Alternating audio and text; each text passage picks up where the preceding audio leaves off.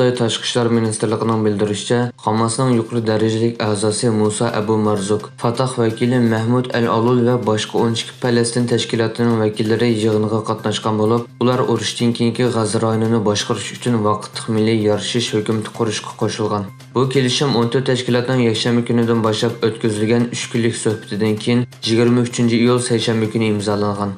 Suhbatdan keyin atalmış Beijing xitobnomasi e'lon qilingan. Ma'lum bo'lishicha, har qaysi guruhlar bo'linishni oxirlashtirish va Falastin milliy ittifoqligini kuchaytirishga aloqador Beijing xitobnomasiga imzo qo'ygandan keyin butkul yig'inning eng yorqin nuqtasi G'azoning urushdan keyingi hokimiyat yurgizishni cho'rdigan holda vaqtli milliy yarashish hukumati qurish kelishimi. Yarashish Falastin guruhlarining ishki masalasi, ammo xalqaro jamiyatning qo'llashidan ayrilanmaydi. Yaqinqi yillardan buyon Xitoy O'rta Sharqdagi iqtisodiy ta'sirini oshirish bilan birga diplomatiya jihatda yarashtiruvchi sifatida o'tirg'i chiqayotgan bo'lib, o'tgan yil dekabrda Saudiya Arabiston va Eronning muavin tashqi ishlar ministrlari Beijingda ko'rishgan edi.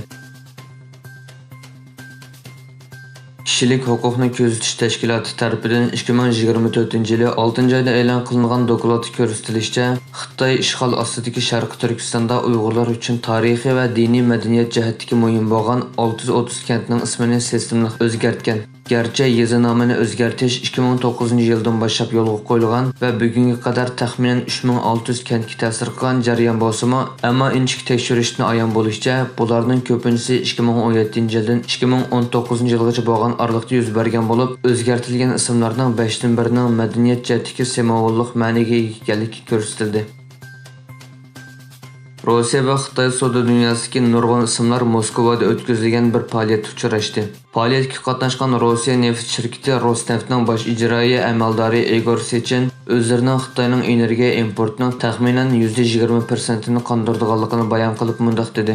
Bu yilning oldingi 6 oyida Rossiyaning Xitoyga energiya eksporti bulturga o'xshash mezgildagiga solishtirganda %4% oshgan bo'lib, taxminan 46 milliard dollarga yetdi. Sechin yana mundaq dedi. Rossiya yaqinqi 2,5 yilda Xitoyga neft tutishni ko'rinarli oshirdi va Saudiya Arabistondan eshib bu davlatga eng ko'p neft yetkazadigan davlatga aylandi. Amerikaning sobiq prezidenti Donald Trump saylam raqobati faoliyatida suiqasdga uchragandan keyin tanqidga uchragan Amerika maxfiy mulozimat direktori Kimberly Chetli istifa berdi. Chetlining istifa berishi Tönnigan Avam palatasida qatnashgan yig'inda sobiq prezident Trumpga qartilgan qassob o'ltirishga urinish haqidagi savollarga javob bergandan keyin yuz berdi. 4 soatdan ortiq davomlashgan yig'inda har ikki partiyaning parlament a'zolari Chetlidan savol so'radi hamda uning qassob o'ltirishning oldini ololmaganligini qattiq tanqidlab, uni darhol istifa berishga chaqirdi. Kreml sarayının bayonotchisi Turkiya prezidenti Erdo'g'an bilan Suriya prezidenti Asadning avgustda Moskvada ko'rishadiganlik to'g'risidagi savolga javob berganda, ikki davlatning munosabatini yaxshilashni xohlaydiganligini aytdi. Reuters agentligining xabariga qaraganda, Kreml sarayının bayonotchisi Dmitry Peskov bu xabar to'g'risidagi savolga javob berib, Rossiyaning ikki davlatning munosabatini yaxshilashni ko'rishni xohlaydiganligini aytgan. Ammo bu xil uchrashishning Moskvada berilmaydiganligini jazmlashtirmagan.